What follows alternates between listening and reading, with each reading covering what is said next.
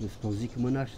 سرش اترنگ شد گفتم نه اوز دنیویشم که باید سپوزیک مناش سبای نمراش جخنم به دستنویس کتاب تا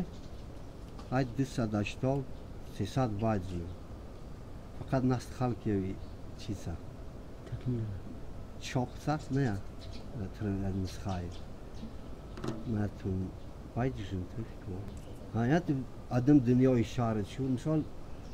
دنیای شهری خلانه مثلا خلان مذهبیش خلان دینیش که درباره یا میخوام که یا مولا سکتسم و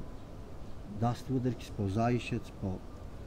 اون من سپو مردیناشت او چیز که خلق نه تدگار چیزی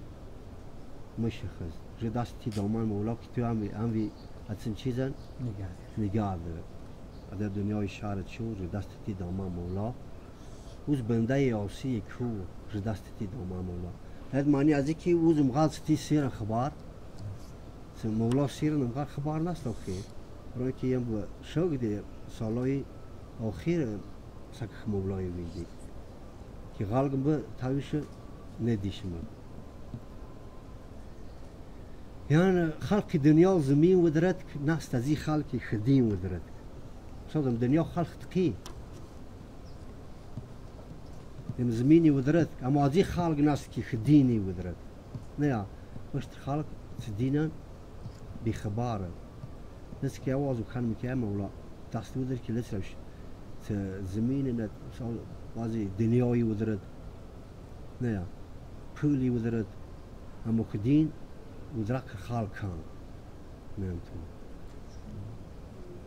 انا تخيل بتفضل ما قال ام تخوت يعني الناس مو شباب شرين ويش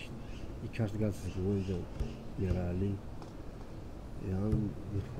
كرام شو من كرام يكاش قال شو تلعب يوش كستو زين يابو نبيشتو ايام اشتوار شنو سبوزيك ما دول بايدك مثل کتاب ناست تی گپ کی اگر سکت نگفت کنه هیچ نورش نسلی آینده سکش خویشتن که استاد